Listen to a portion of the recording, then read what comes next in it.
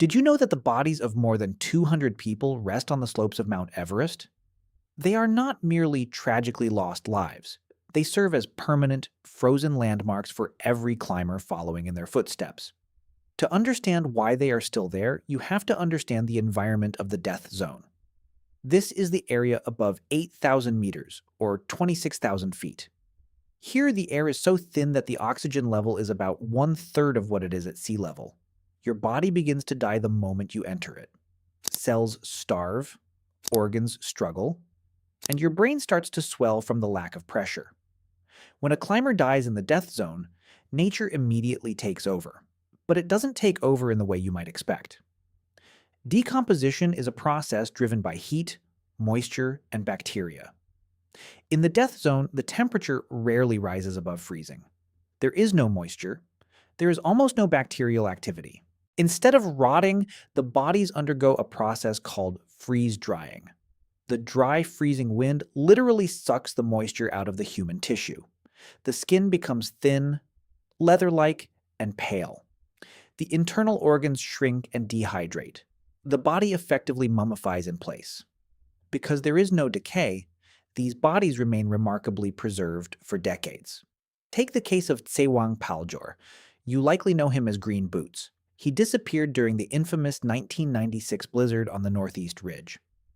For nearly 20 years, his body served as a gruesome waymarker for climbers heading toward the summit. He was curled up under a rock overhang, his bright neon green climbing boots still clearly visible. Every climber who passed him knew exactly where they were because of him. So, why can't we just bring them down? It's a question of physics and sheer risk.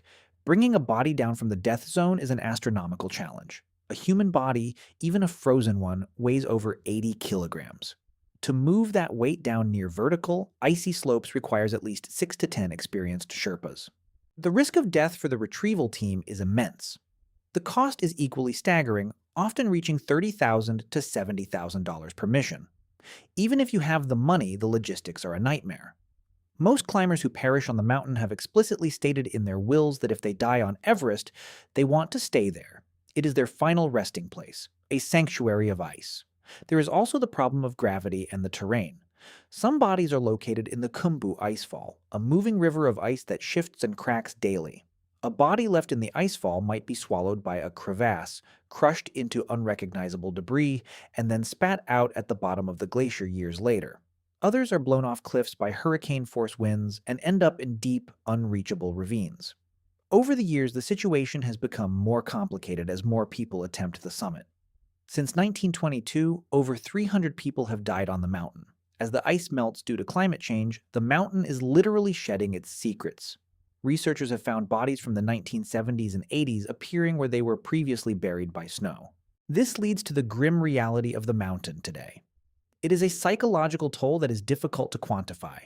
You are exhausted, hallucinating from lack of oxygen, and you have to step over or around a person who was alive just a few years ago. But there is a shift happening.